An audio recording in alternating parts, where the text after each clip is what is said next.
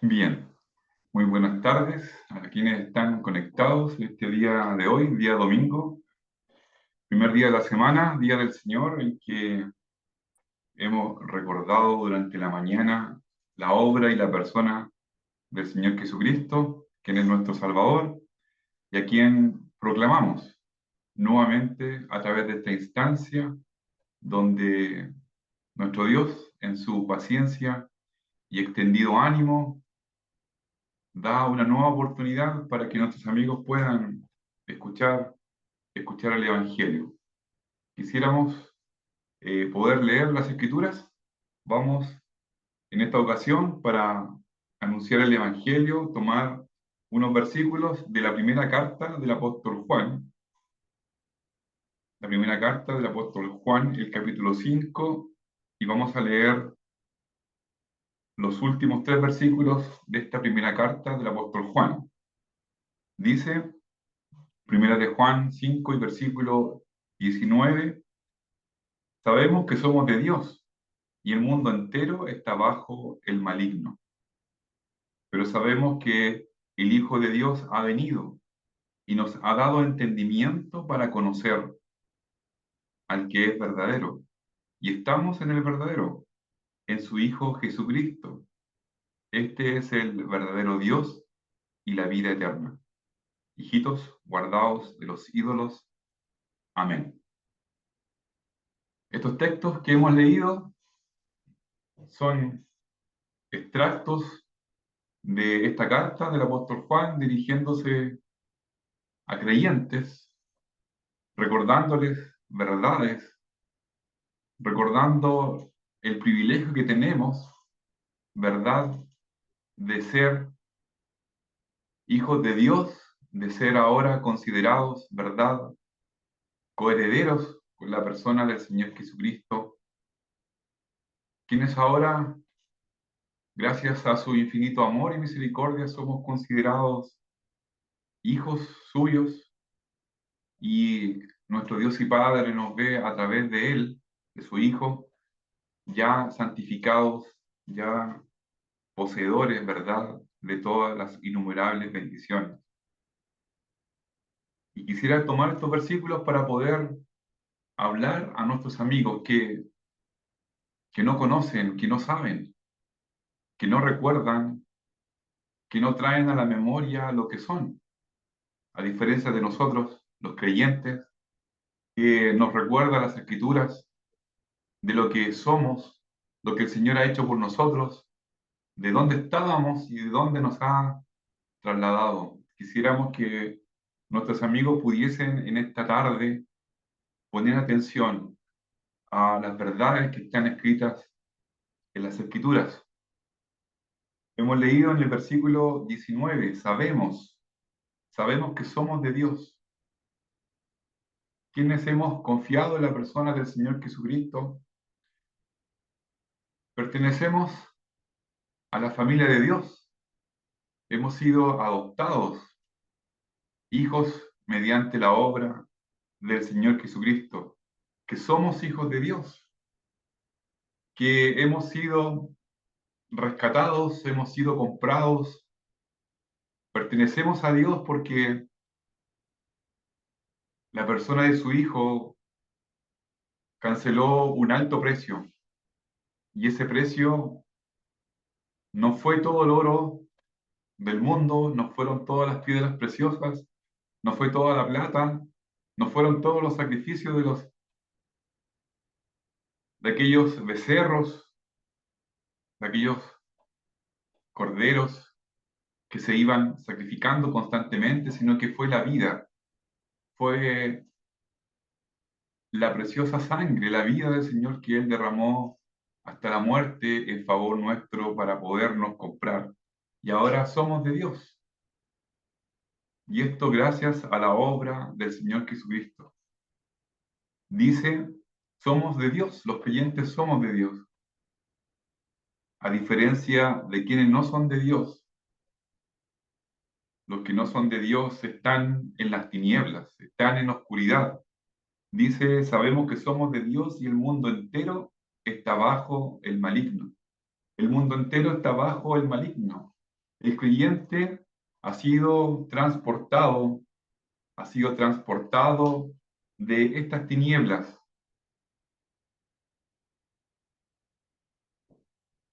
Los creyentes hemos sido adquiridos por Dios y hemos sido transportados del reino de las tinieblas, cuyo príncipe, cuyo gobernante es, es el maligno que se menciona acá, es el enemigo de las almas, es Satanás, Satanás el diablo, aquella serpiente antigua que se presentó en aquel huerto para engañar, para robar, para matar. Este ser gobierna, gobierna a quienes están sin Cristo, a quienes no han aceptado el Evangelio. En las Escrituras podemos leer en la carta de Colosenses, a los Colosenses, capítulo 1 y versículo 13, podemos leer, el cual nos ha librado de la potestad de las tinieblas y trasladado al reino de su amado Hijo. Aquí Juan recuerda a los creyentes que somos de Dios, los creyentes somos de Dios y que todo el mundo, los que no son de Dios, los que no son creyentes, están bajo el maligno, están en tinieblas. Nosotros estuvimos en tinieblas, estuvimos en oscuridad. Y aquí en la carta a los Colosenses se nos dice que Él nos ha librado de la potestad de las tinieblas, nos ha librado de la esclavitud del pecado. El creyente ha sido librado de la esclavitud del pecado. Y el pecado ya no se enseñorea más de nosotros, gracias a la obra del Señor Jesucristo. Y dice, y nos ha trasladado al reino de su amado Hijo. La escritura es clara y es sencilla. Solo hay dos opciones, o se es de Dios o no se es de Dios. Una persona es salvada, es salva, o una persona está perdida. No hay un término medio. Se está en el reino de Dios, en la luz de Dios, de su amado Hijo, o se está en el reino de las tinieblas, se está bajo el maligno. Dice, en quien tenemos redención por su sangre, el perdón de pecados. Hemos sido trasladados de la potestad de las tinieblas y trasladados al reino de su Hijo Jesucristo, en quien tenemos la liberación, quien nos ha dado redención, quien nos ha comprado mediante su vida, mediante el sacrificio que Él realizó en aquella cruz. Juan les recuerda a los creyentes y sabemos que somos de Dios, sabemos, tenemos este conocimiento. En esta tarde también quisiera poder hablar a nuestros amigos y decirle que cuál es el conocimiento que ellos tienen, qué es lo que ellos saben, qué es lo que ellos quisieran ahondar y profundizar. Juan dice, nosotros sabemos, cada creyente sabe que es de Dios. Y usted, estimado amigo, estimada amiga, ¿cuál es su conocimiento? ¿Qué es lo que usted sabe? ¿Usted sabe que está perdida? ¿Usted sabe que está en tinieblas? ¿Usted sabe que está en pecado? Usted está en tinieblas, dice la Escritura, si no ha aceptado al Señor Jesucristo como su Salvador. Él realizó la redención por medio de su sangre, de su vida. Él nos dio libertad. ¿Usted cree este mensaje, esta verdad del Evangelio? De lo contrario, usted está en tinieblas, usted está en oscuridad. Usted está bajo el maligno, siendo engañado, engañada.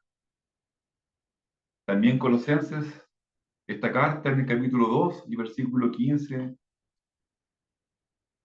se nos dice en el versículo 14, primeramente de Colosenses 2 y versículo 14, anulando el acta de decretos que había contra nosotros, que nos era contraria, quitándola de en medio y clavándola en la cruz. Nosotros, cada ser humano tiene una deuda con Dios y que tiene que saldar. Nosotros teníamos la misma deuda que usted tiene. Usted tiene una acta de decretos, de faltas, de pecados, que le es contraria. Tiene una deuda con Dios usted. Usted dirá, pero ¿qué deuda tengo con Dios? El no reconocerle cual su Salvador, el no volverse de sus pecados, el no arrepentirse de su condición, el no darse cuenta de que cada día que usted no da el paso de fe, sobre usted está la ira de Dios.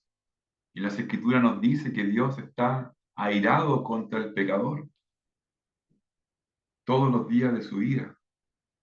Aquí las Escrituras nos dice que nosotros teníamos un acta, una deuda, y que la hemos saldado y que el Señor Jesucristo la ha cancelado en la cruz. Siempre se da un ejemplo cuando se habla de aquella deuda que nos era contraria y que el Señor canceló. Siempre se da el ejemplo de que si nos imaginásemos que alguna entidad bancaria quiera tomar su deuda y cancelarla en forma gratuita, sin duda en aquel banco, en aquella entidad financiera, habría una fila interminable de personas que quisieran salir de sus deudas económicas, saldar, repactar y ser libres de todas aquellas deudas que día a día le agobian, le llaman, le notifican y están viviendo con una deuda económica y que no les deja tranquilos. Pero aquí hay más que una deuda económica. Aquí hay mucho más que no se compara a la deuda de nuestro pecado. La persona del Señor Jesucristo la saldó, la pagó en la cruz con su vida. En aquel lugar del madero, Él cargó sobre su cuerpo todas nuestras transgresiones y Dios le desamparó. Dios le hizo pasar por desolación, por angustia, porque Él, en aquella cruz, Dios castigó en su Hijo. Él tomó nuestras culpas y sufrió lo que nosotros debíamos haber sufrido. Él tomó nuestro lugar. Él tomó nuestro lugar y nos dio redención en aquella cruz. Y el versículo 15, retomando estas tinieblas, este versículo 15 de Colosenses 2, retomando lo que dice Juan allá en el primer pasaje que tomamos, que sabemos que somos de Dios y que todo el mundo está bajo el maligno, todos los que no son de Dios, todos los que no son creyentes, todos los que no han saldado su deuda en la cruz, todos los que no han sido redimidos y liberados del pecado y de la deuda que le era contraria en la cruz, están bajo el maligno, están en las tinieblas, están siendo conducidos por engaños, por distracciones. El enemigo y sus potestades que están en las tinieblas llevan a los hombres cautivos, dándole tropiezo, apartándolo de la verdad, poniéndole como en un día de hoy otras distracciones para no escuchar el Evangelio, escuchar otras voces que le ofrecen solución a su vida, y todo es una mentira. Todo el mundo está bajo el maligno. Y en la persona del Señor Jesucristo hay libertad, hay liberación de estas tinieblas. Aquí Pablo habla a los colosenses diciéndoles que nos era contraria quitándola del medio, clavándola en la cruz, y dice en el versículo 15, y despojando a los principales, a los principados, de las potestades, las exhibió públicamente, triunfando sobre ellas en la cruz. Aquí dice que en la cruz despojó a los principados y a las potestades. En la cruz exhibió públicamente a estas potestades y las venció, las despojó. En la cruz, el enemigo, el maligno, pretendió vencer a la persona del Hijo de Dios. En aquella cruz donde Él fue levantado, las tinieblas de oscuridad se hicieron presentes. El maligno se hizo presente con sus huestes que ahora están engañando a los hombres, queriendo vencer al Hijo de Dios, instándole, instando al Hijo de Dios que descendiera de aquella cruz. El maligno y sus huestes angelicales de maldad de las tinieblas, aquellos toros de Bazán que le rodearon, aquellos perros, dice el salmista, que le rodearon y le instaban a que descendiera de la cruz. Él tenía el poder, sin duda, como él lo dijo, de llamar a miles de ángeles. En las escrituras se pueden ver, se puede ver lo que un ángel en su poder puede realizar. Imagínense, el Señor tenía el poder de llamar miles de ángeles y librarle de aquella hora, pero Él no descendió de aquella cruz, sino que Él sufrió lo que no podemos decir, lo indecible. No podemos describir lo que Él sufrió, la ira de Dios. Él soportó entregando su vida para darnos libertad. En aquella cruz Él venció a estas huestes de oscuridad, aquella enemistad que habría, aquella herida en el talón, en el calcañar, en aquella cruz, pero la persona del Hijo de Dios venció y castigó y golpeó, verdad, en la cabeza al maligno y le venció. Hay una gran profundidad en estos versículos, así como en todas las escrituras, donde las escrituras tienen como tema principal la salvación y personaje principal al Hijo de Dios. Juan habla a nosotros los creyentes diciéndonos, sabemos que somos de Dios, que somos hijos de Dios, que somos redimidos, que estamos libres de la deuda del pecado porque la persona del Hijo de Dios en la cruz la pagó. Él soportó la ira de Dios, el castigo que nosotros deberíamos haber soportado. Él venció al maligno que tiene a los que no son del Señor en este momento en oscuridad, engañados, esclavizados. Es un amo cruel que despoja y podemos hacer memoria de tantas personas que han caído en sus vicios y si no están en vicios, están en una carrera de desenfreno por adquirir posesiones, por ser alguien destacado, por lograr un conocimiento que es vano si no se es en la persona del Hijo de Dios. Sabemos que somos de Dios y el mundo entero está bajo el maligno. ¿Qué dice a continuación Juan en esta extracto de la escritura que estamos considerando para la predicación del Evangelio?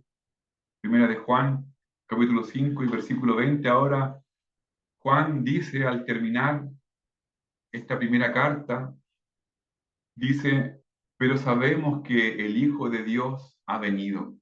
Pero sabemos que el Hijo de Dios ha venido. El Hijo de Dios ha venido al mundo. Cuán grande es este acontecimiento, cuán grande fue este acontecimiento que el mundo cambió en un antes y un después. antes de Cristo y después de Cristo va el conteo de los años, ¿verdad? Como una pequeña prueba de que realmente Dios envió a su Hijo y vino hasta este mundo para cambiarlo todo. Pero sabemos que el Hijo de Dios ha venido. Venido el cumplimiento del tiempo. Venido el cumplimiento del tiempo. Dios envió a su Hijo al mundo, nacido de mujer, una mujer virgen. Y más aún, antes de la fundación del mundo, Dios había ya determinado que su Hijo vendría. Antes de que podamos ver esta creación, Dios ya había ideado un plan de salvación que vendría el Salvador a este mundo. Esta es una gran verdad, pero sabemos que el Hijo de Dios ha venido. ¿Usted cree que Dios ha enviado a su Hijo? ¿O usted cree que la historia de Jesús es una novela, es un cuento, es una fábula? Hay muchas pruebas indubitables de la venida del Hijo de Dios y muchas pruebas de su resurrección. Todo lo que está escrito acerca de Él se cumplió y resta ahora que Él venga a buscar el fruto de la aflicción de su alma, como recordábamos en la mañana al celebrar la cena del Señor. Pero sabemos que el Hijo de Dios ha venido. Luego Juan dice, y nos ha dado entendimiento para conocer al que es verdadero. Y nos ha dado entendimiento.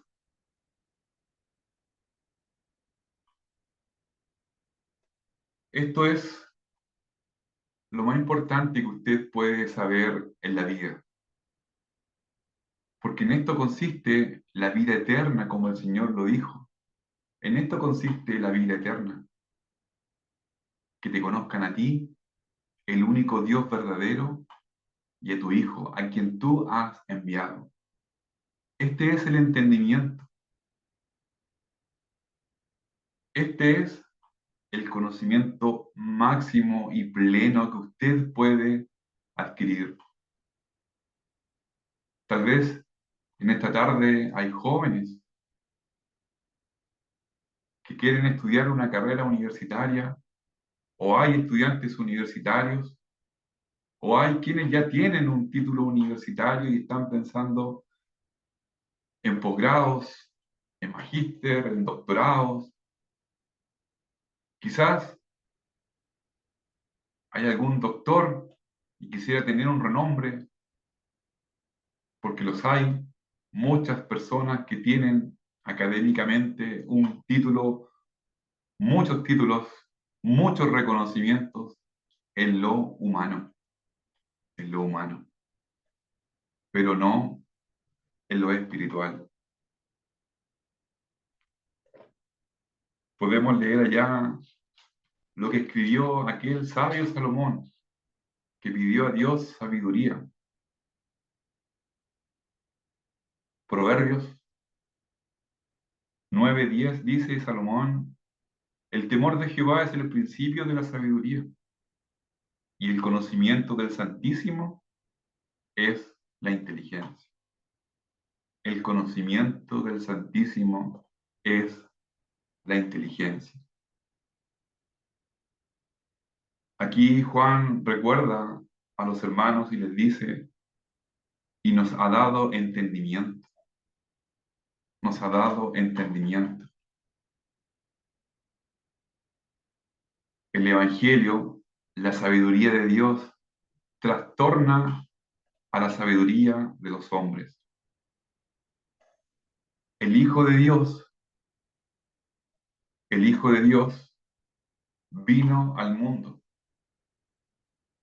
Y la persona del Hijo de Dios ha dado a conocer al Padre.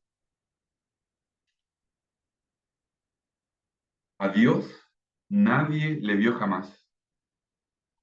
El unigénito Hijo que está en el seno del Padre, Él le ha dado a conocer y nos ha dado entendimiento. Nos ha dado entendimiento.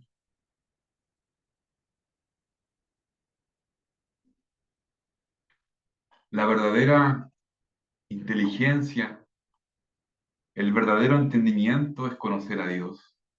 Ahí está el todo del hombre, es el todo, conocer a Dios.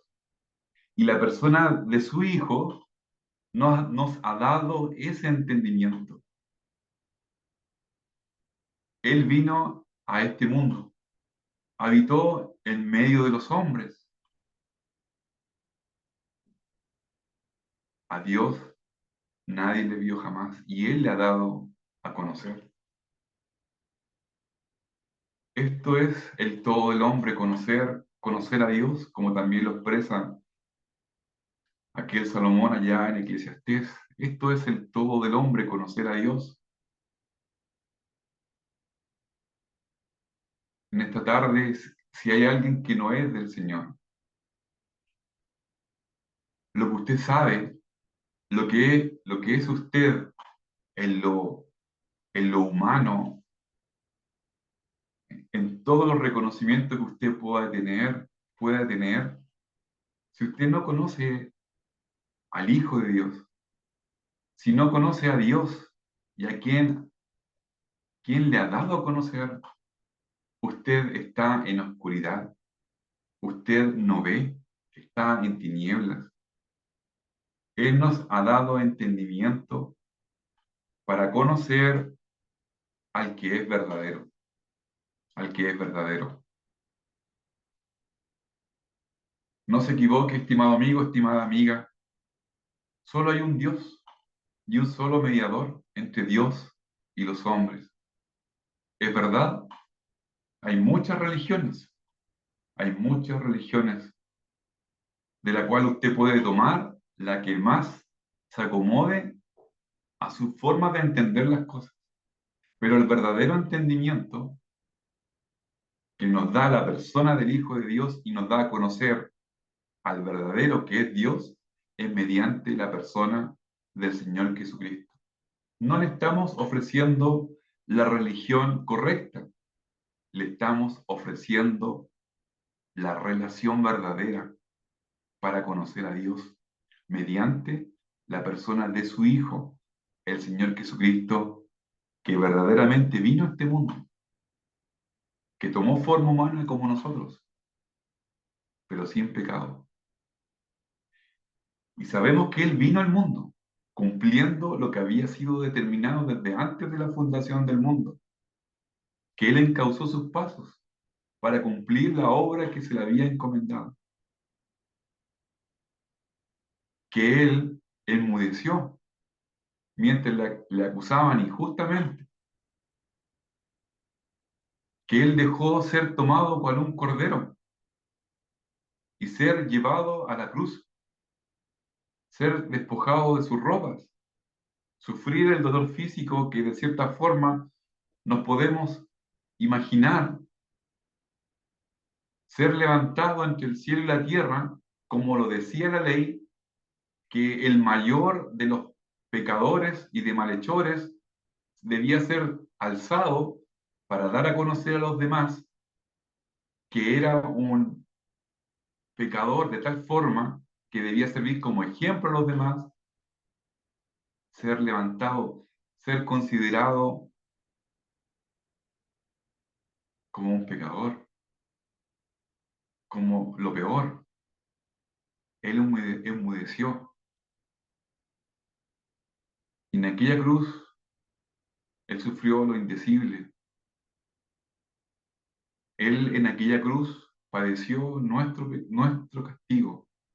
Él cargó toda nuestra maldad y Él dio su vida. A Él no le quitaron su vida, Él la dio. Padre, en tus manos encomiendo mi espíritu. Y habiendo clamado a gran voz, consumado es, Él entregó su espíritu. Su cuerpo fue tomado por aquellos discípulos, fue sepultado en aquel sepulcro que había sido ya preparado. Y el tercer día, un día como hoy, primer día de la semana, aquella piedra, aquellos soldados que ignorantemente quisieron retener lo imposible que era vencer la muerte, él se levantó triunfante. Y él está a la diestra de la majestad de las alturas, queriendo ser tu Salvador.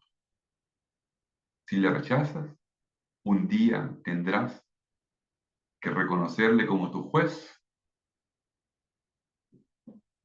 y ser lanzado a aquel lago de fuego que ha sido preparado para el diablo y sus ángeles. Dice que Él nos ha dado entendimiento para conocer a Dios, que es el verdadero. Y estamos en el verdadero, dice Juan. Y estamos en el verdadero. ¿Quién es el verdadero? El Hijo de Dios. Él dijo, yo soy el camino, la verdad y la vida. Él es la verdad.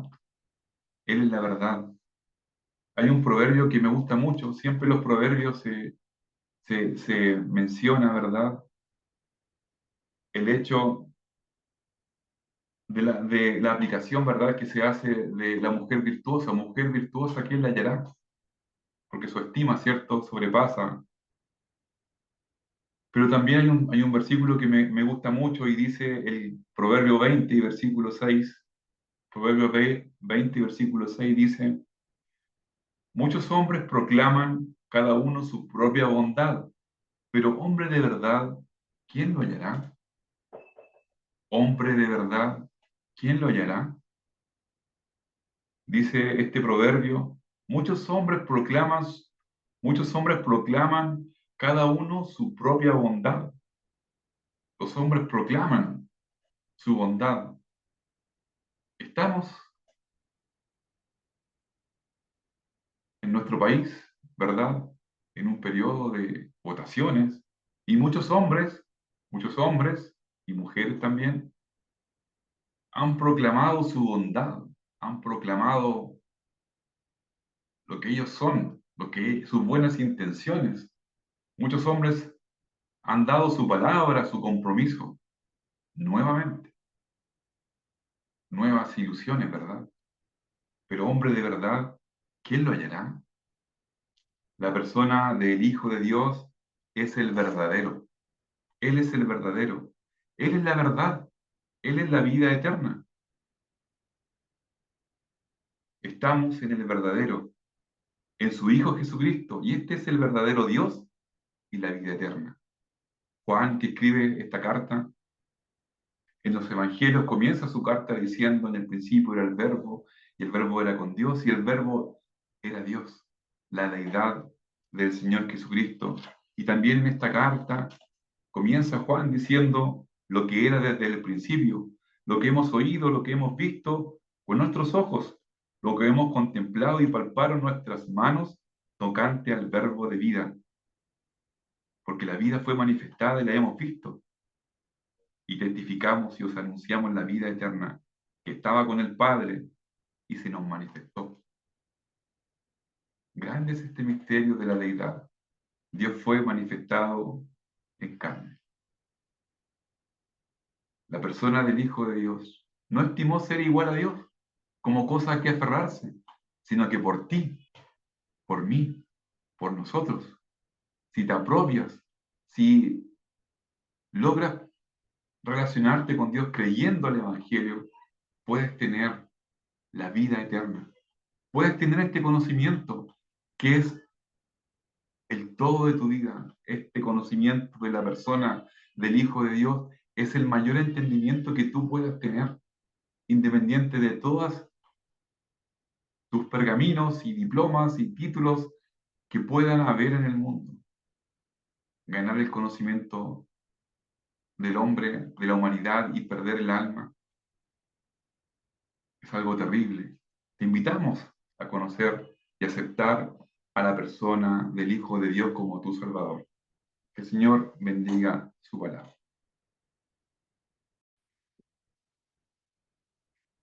Muy bien, damos las gracias de nuevo a nuestro hermano y para la segunda parte de esta reunión vamos a leer algunos pasajes, pero antes me gustaría que pudiéramos tener una pequeña reflexión. Siempre es bueno reflexionar respecto a qué estamos haciendo acá.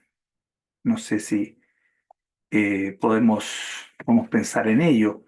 Fíjese que estoy seguro que todas las personas que estamos acá en esta reunión el día de hoy, em, estamos porque algún temor de Dios tiene usted, un cierto respeto por las cosas de Dios. Yo conozco mucha gente, usted también seguramente, y de toda esa gente que conocemos, es muy probable que haya muchos que o se burlan o, o permanecen en silencio, no opinan, como si de esa forma Dios no estuviera alrededor de sus vidas, como si Dios no estuviera presente cada vez que sale el sol, como si Dios no estuviera presente cada vez que una planta da una flor, da un fruto. Em, entonces, sí, estoy convencido que el día de hoy, las 39 personas que habemos en reunión, algún temor, algún respeto tenemos de las cosas de Dios. Estoy seguro. ¿Mm? Por lo mismo, también estoy seguro de que Dios, que ha puesto conciencia en usted y en mí, porque Dios puso conciencia en nosotros y puso un juicio interior, todos sabemos que muchas veces no estamos de buenas con Dios. No estamos más bien alejados, más bien en otros caminos. A veces nos quedamos ahí mucho tiempo. Estoy seguro que usted cree que Dios existe. Estoy seguro que usted ha escuchado hasta del juicio final y esas cosas, ¿verdad? Sí, lo más probable.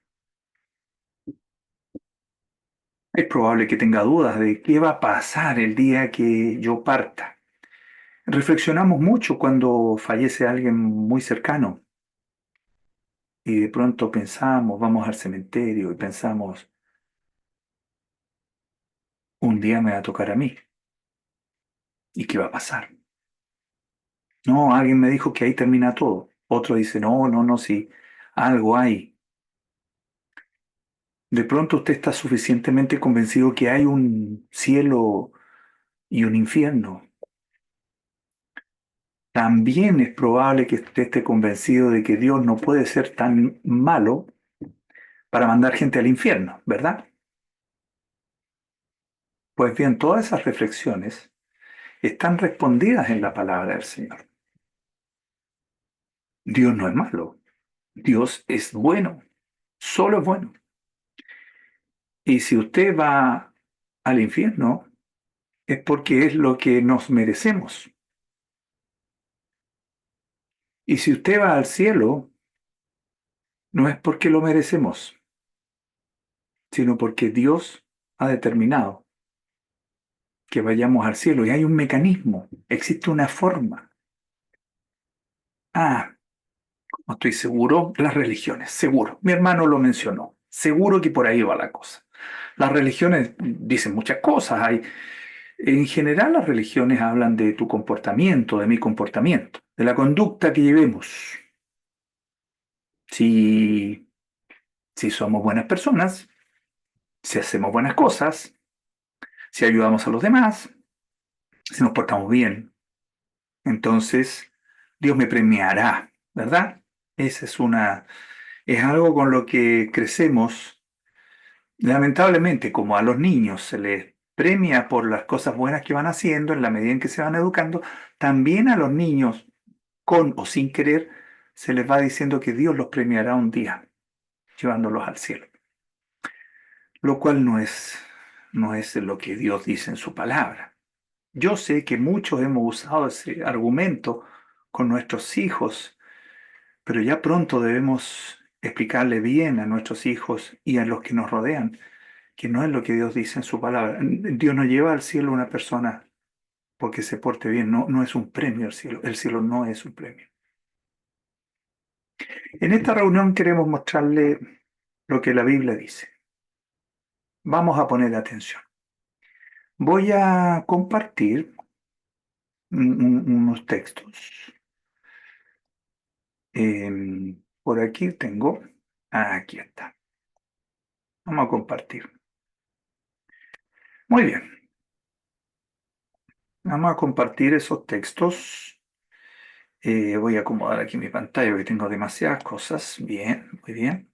Eso es.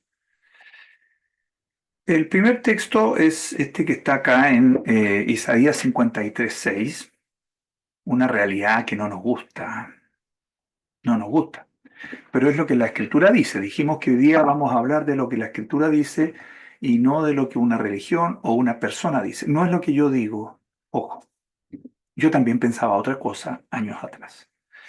Isaías 53:6, todos nos descarriamos como ovejas, cada cual se apartó por su camino. Dígame que eso no es cierto, por favor. En su vida, somos buenos para mirar al otro, ¿verdad? Sí, también en la vida del otro, pero pensemos en cada uno. Sí, en mi vida, yo bueno para irme a mi pinta, a mi pinta. Y seguramente pienso que esa pinta mía no está tan mala. Bueno, eso es lo que dice el Señor. Mire, mire este otro pasaje, en Romanos 3, un pasaje muy clásico de la condición del hombre, y es Dios el que dice esto. ¿Qué pues? Dice, ¿somos nosotros mejores que ellos? En ninguna manera. Pues ya hemos acusado a judíos y a gentiles que todos, escuche bien, todos están bajo pecado. Como está escrito, no hay justo ni aún uno. No hay quien entienda. No hay quien busque a Dios. Todos se desviaron, a una se hicieron inútiles. No hay quien haga lo bueno, no hay ni siquiera uno. Y ahora nos describe, sepulcro abierto es su garganta, con su lengua engaña, veneno de áspides hay debajo de sus labios, su boca está llena de maldición y de amargura, sus pies se apresuran para derramar sangre, quebranto y desventura hay en sus caminos y no conocieron camino de paz. No hay temor de Dios delante de sus ojos.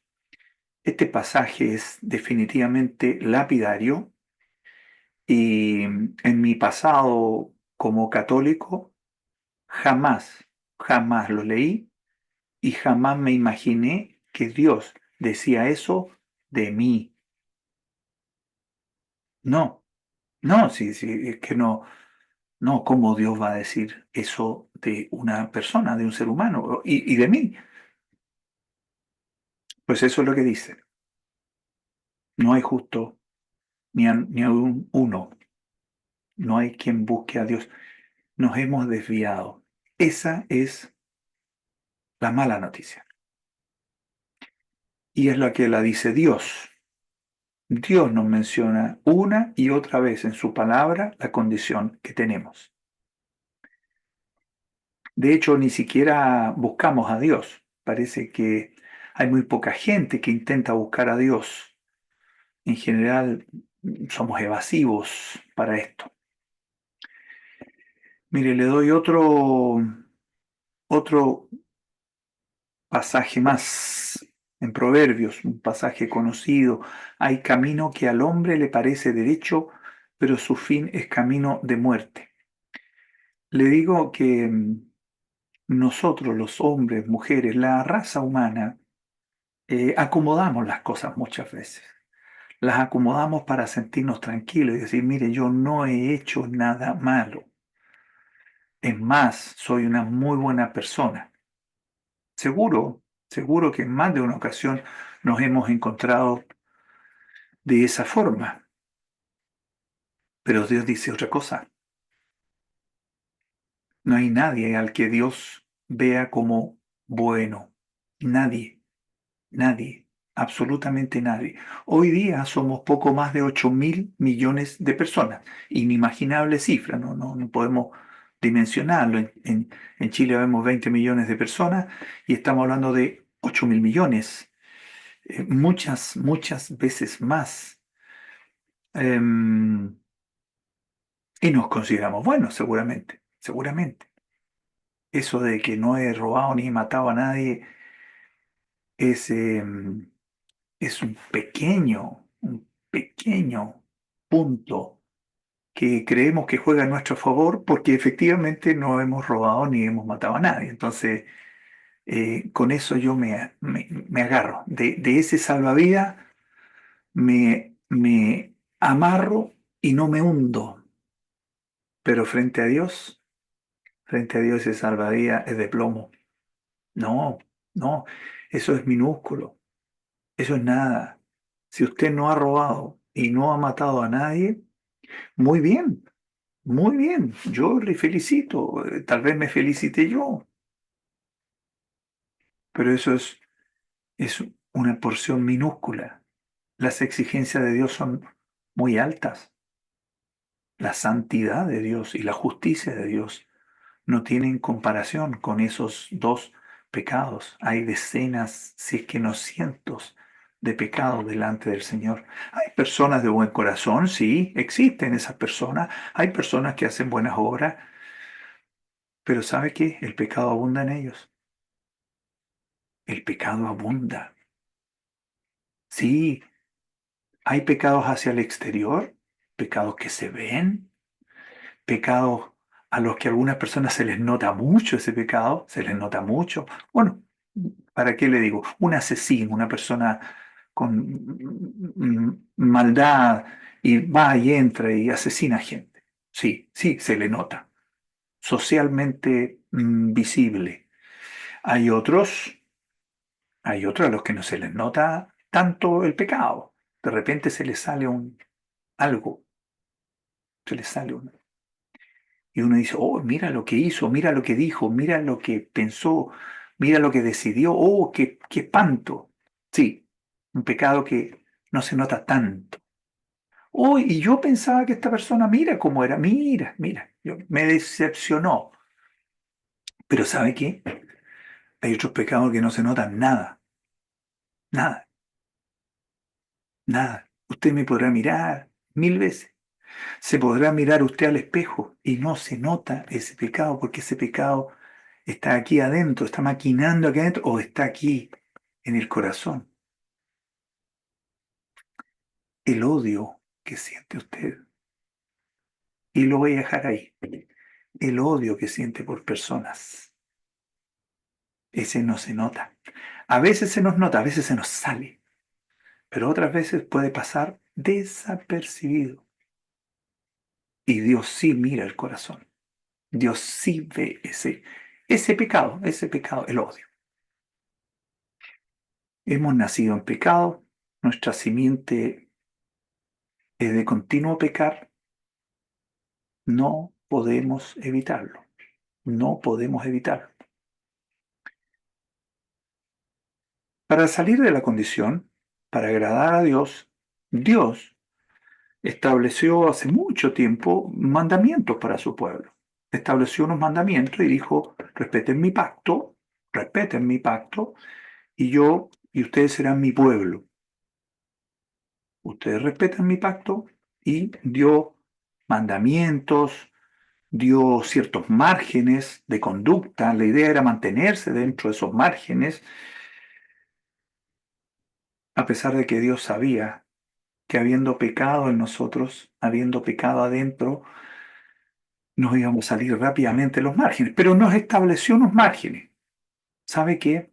Estoy absolutamente convencido que Dios, sabiendo que nadie iba a ser capaz de respetar los márgenes, nadie seguramente los definió para que nosotros nos diéramos cuenta de que efectivamente no podemos salvarnos, no podemos limpiarnos, no podemos ponernos de buenas y llegar a la presencia de Dios por méritos propios. Estoy seguro que Dios lo hizo para eso. Y qué bueno que usted lo está pensando y está reflexionando y está diciendo, en realidad tiene razón. Ya los 10 mandamientos es imposible de cumplirlo. O sea, soy un pecador. ¿Sabe qué es el primer paso? Si usted no da ese primer paso, reconocer que Dios tiene razón. Miren lo que estamos pensando. Reconocer que Dios tiene razón. Si no da ese primer paso, entonces, no, a mucha, pero mucha, mucha, mucha distancia. El Señor estableció mandamientos, estableció leyes, una actividad de reconciliación, una expiación por el pecado. El pueblo judío practicó muchas veces esta expiación, esta actividad, estos sacrificios, intentando cumplir las leyes una y otra vez. Los grandes hombres de Dios cayeron. Los grandes hombres de Dios que uno pudiera pensar, no, esta persona notable, esta persona no, él sí se ganó el cielo. Sabe que nadie se ha ganado el cielo. Nadie, absolutamente nadie. Nadie se lo ganó, nadie se lo está ganando ahora y nadie se lo va a ganar mañana. No hay forma de ganar el cielo. La justicia y la santidad de Dios son tremendas.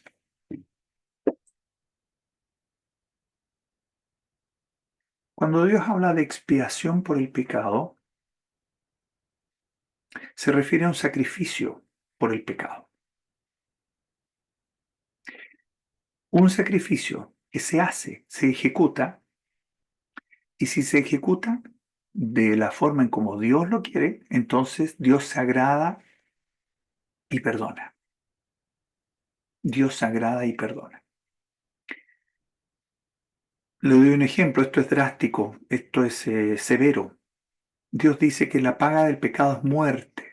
O sea, yo, para, para pagar por mi pecado, la forma de pagar es muriendo.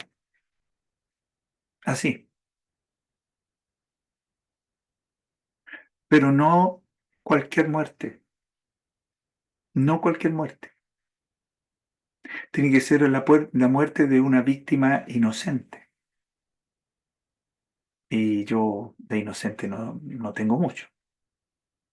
Nada. Lamento decirle, sin ofenderle, que usted tampoco. Además, si hubiera una víctima inocente, como lo estableció Dios antaño en el pueblo judío, que dijo: seleccionen de los corderos, seleccionen un macho que esté sin defecto, sin tacha, sin ninguna anomalía, ninguna enfermedad, ningún problema. Seleccionen un pequeño corderito y preséntenlo en expiación. Y esa sangre irá en expiación, porque una vida se entrega. Sin embargo, ese sacrificio servía para una ocasión. Y si yo volvía a pecar, que era seguro que iba a volver a pecar, tenía que llevar de nuevo otro corderito. O si yo no tenía recursos para comprar un corderito, también el Señor permitía algunas aves menores. Pero tenía que ser un continuo llevar un sacrificio, un continuo sacrificio por expiación, permanente. Suponga usted que yo me las doy sin, sin falta, ofrenda perfecta. No va a faltar la persona que dice: yo soy la ofrenda perfecta. Una vez, una vez morir. Y como no somos perfectos, esa ofrenda no sirve para nada. Es más, es una afrenta a Dios. Es una falta de respeto a Dios. Que yo diga: yo me voy a ofrecer para morir por el pecado. Es una falta de respeto. Yo no tengo ni la más mínima gota de perfección.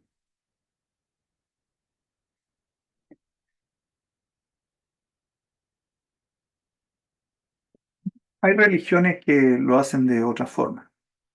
Hay religiones que dicen que hay que cumplir los 10 mandamientos.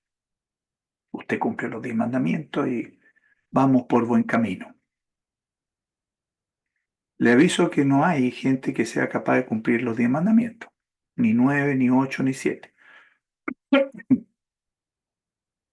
Hay otras religiones que además de los mandamientos le pide el diezmo. Incluso le dice que si usted es generoso con el diezmo y se pone con más del diezmo, entonces es muy probable que Dios le recompense. Y viene el famoso evangelio de la prosperidad. O sea, yo le doy dinero, especies, y el Señor me la va a retribuir multiplicadas.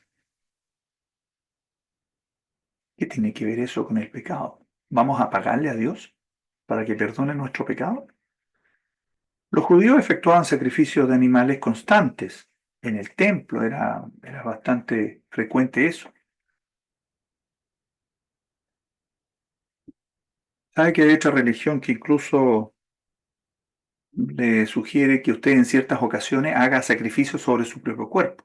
Se dan unos latigazos así, ¿sí? Unos latigazos, asumiendo que usted pudiera ser una víctima inocente. De nuevo, el principio básico que comenzamos hablando hace un rato, el principio básico es que nosotros no somos inocentes, somos pecadores. Dios lo dice. Entonces, ¿por qué insistir en hacer algo yo? Hay gente que hace ayunos, toma restricciones, va a ciertos lugares, visten cierta ropa, se prohíben ciertas cosas, no hacen esto, no hacen esto otro, con el objetivo de ganarse el, el perdón de Dios.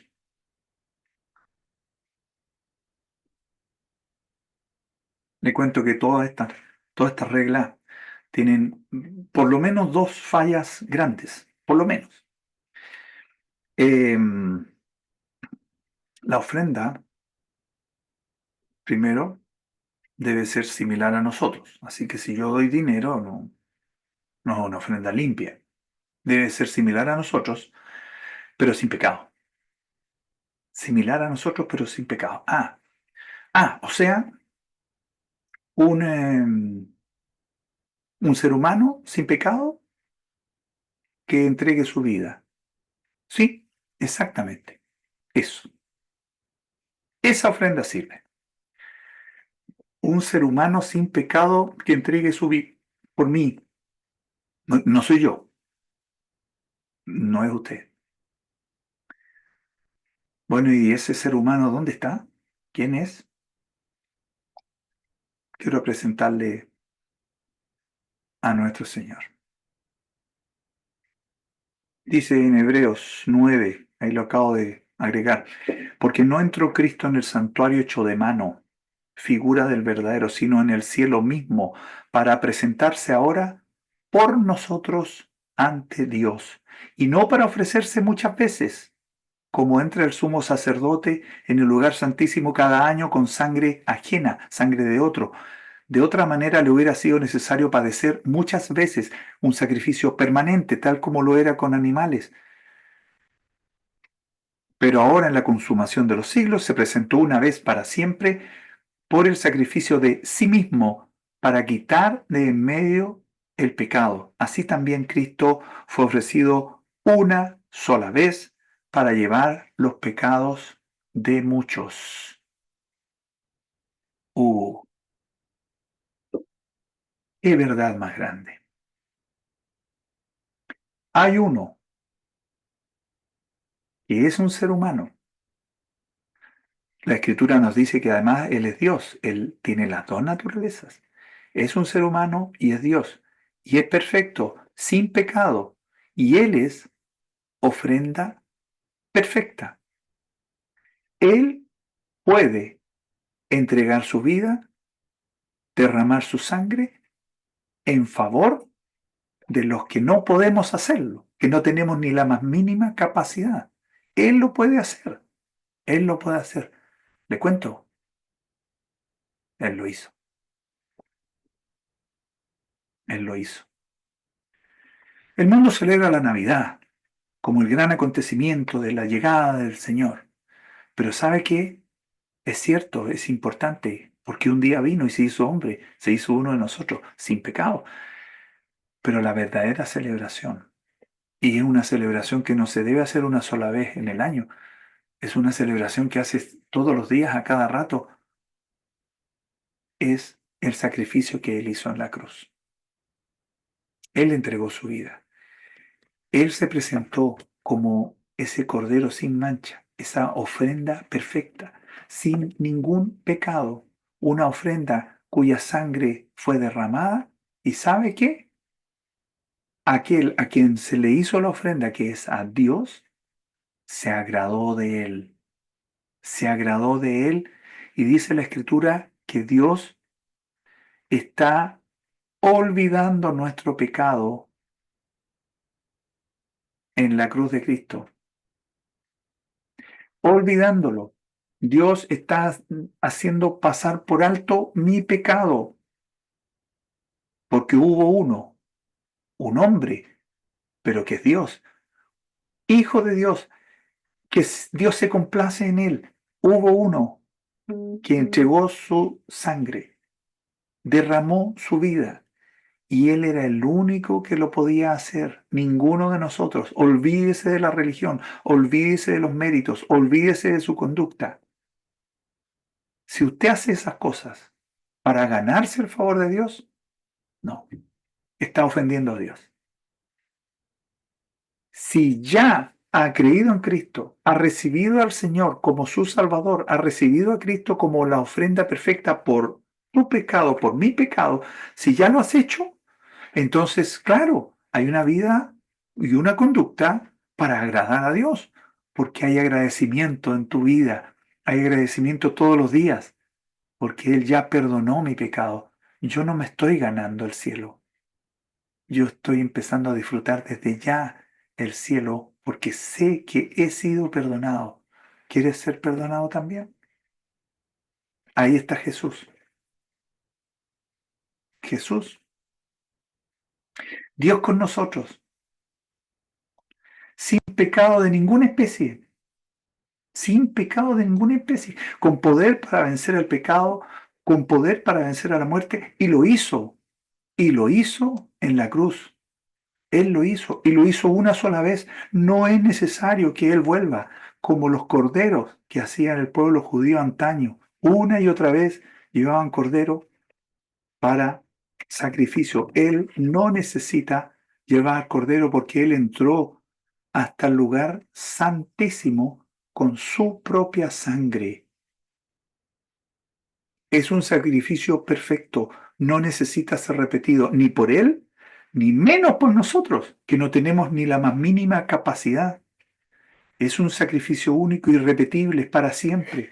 Es por el pecado del pueblo, porque no es por el pecado de Él, porque Él no tiene pecado. Él hace una obra vicaria, una obra de sustitución. Él se puso en mi lugar. Yo merecía morir y merecía la condenación total. Y Él se pone en mi lugar y hoy día Él quiere ponerse en tu lugar. ¿Vas a enfrentar el juicio de Dios sin tu pecado perdonado? Porque ya es un hecho, ya sabemos, somos pecadores. ¿Vas a enfrentar el juicio de Dios sin tu pecado perdonado? Sin que Dios lea el acta y diga, está perdonado. Pase, pase a disfrutar de la vida eterna. Está perdonado. Él no va, ¿y por qué está perdonado? Va a preguntar alguien. Porque se asió de la cruz de Cristo. Confió en mi Hijo. Confió que ese sacrificio era también por Él. Eso es lo que hizo esta persona. Así que pase. ¿Y usted?